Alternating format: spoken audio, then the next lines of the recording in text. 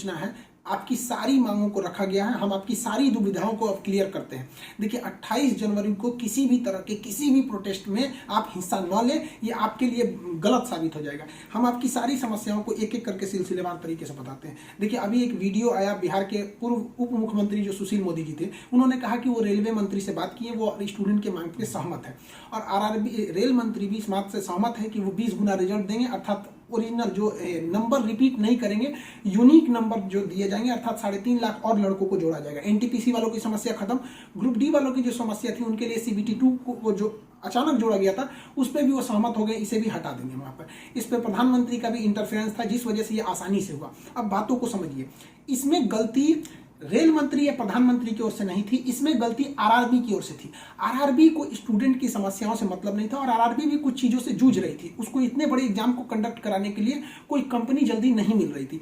लेकिन कुछ लोगों का कहना है कि ये राज्यों में हो रहे चुनाव के मद्देनजर ऐसा डिसीजन लिया है, ये गलत है। देखिए ये किसी टीचर या स्टूडेंट का स्टेटमेंट नहीं है, ये पॉलिटिकल मोटिवेटेड स्टेटमेंट है।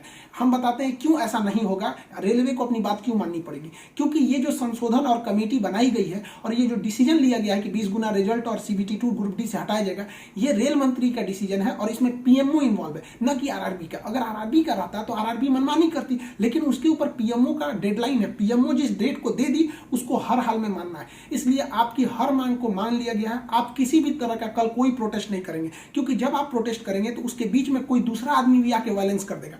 आरा में जो ट्रेन जला दी गई या फिर गया में ट्रेन जला गई, क्या विद्यार्थी कह सकता है कि उसके आड़ में किसी दूसरे ने नहीं किया हो?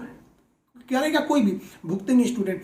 आपके लिए हम खड़े हैं बाबू, आपकी हर मांगों को हम शुरू से ही उठाते आए हैं। लेकिन जब हम वहां जाते हैं मंत्रालय में बात करने के लिए या बोर्ड ऑफिस में बात करने के लिए, तो वहां हम क्या जवाब देंगे किसी हिंसा का? वो यही पूछेंगे ना, जब बातें मान ली गई है तो आप क्यों हिंसा कर रहे हैं? तो इसलिए आप कल किसी भी तरह का, एक कह रहा है कोई भारत बंद होगा, क्यों भैया? आपकी स्टूडेंट की मांग हो गई, खत्म कहानी। अब आप पढ़ाई पे ध्यान दीजिए, ऐसे किसी भी और फेक न्यूज अफवाहों पर ध्यान नहीं दीजिए। कुछ भी जो यूट्यूब वाले हैं कुछ भी लिख देते हैं, ऐसे चीजों से आप बचिए।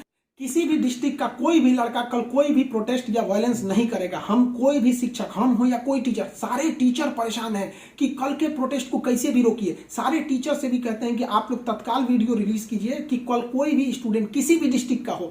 रेलवे को इंटेलिजेंस मिला है, रेलवे इंटेलिजेंस वाले हमको कह रहे हैं कि गोरखपुर के कुछ लड़के प्रोटेस्ट कर रहे हैं। गोरखपुर के लड़के क्या अलग से हैं? आप कहीं के भी हो, बिहार, नवादा, नालंदा, कहीं के भी हैं, आप कल कोई प्रोटेस्ट नहीं करेंगे। आपकी मांगों को माना जा चुका है। हम बता रहे हैं क्योंकि इसमें पीएमओ ने इस बात को माना है, न कि आरआरबी। आरआरबी अगर बोलती तो हम भी कहते कि हाँ आप 100% भरोसा नहीं कर सकते। इसलिए कल कोई भी प्रोटेस्ट नहीं होना चाहिए, कोई भी बंद नहीं। आप आराम से पढ़ाई कीजिएगा। पॉलिटिकल और भी कुछ बातों का कहेंगे। देखिए, और स्टूडेंट जो कोचिंग के पास आए हैं या जो कहना है भाई, देखिए स्टूडेंट आप सबने बहुत साथ दिया, हम लोगों ने भी आपका साथ दिया, आपने भी बहुत सारे टीचर्स का आप भी साथ दिया। आप सब लोग को हाथ जोड़ के धन्यवाद कहते हैं। लेकिन सारे स्टूडेंट से कहते हैं, देखिए जो भी लड़कों पे केस हुआ है अभी उसको हम लोग लीगल तौर पे देख रहे हैं कि उन स्टूडेंट के साथ क्या होगा। और जो हम लोग के ऊपर एफआईआर हुई है उस पर खुद प्रशासन, डीएम और एसपी साहब जो भी पटना के हैं, उन्होंने खुद कहा है कि हर टीचर को वो अपनी बातों को कहने देंगे। एक्चुअली उन लोगों ने गलत न्यूज देखा है जिस आधार पर उन्होंने बताया गया। बाद में अभी कोचिंग एसोसिएशन की पूरी टीम गई थी, उन्होंने लीगल दिखाया तो उन लोगों ने भी एक्सेप्ट किया है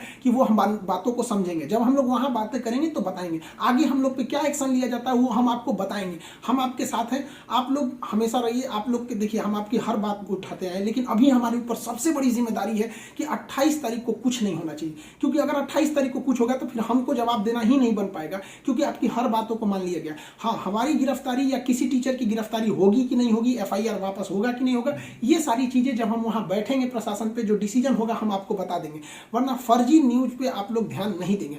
आप बाबू बात समझिए, इतना प्रेशर है। हमारे घर के लोग, हमारी मम्मी परेशान है। अगर आप कल को अगर प्रोटेस्ट कर देते हैं या कुछ भी, तो हम अपनी मम्मी को समझाने में परेशान होंगे। एक फैमिली, बताइए हम लोग की फैमिली के ऊपर क्या गुजरता होगा। आप समझिए इस चीज को।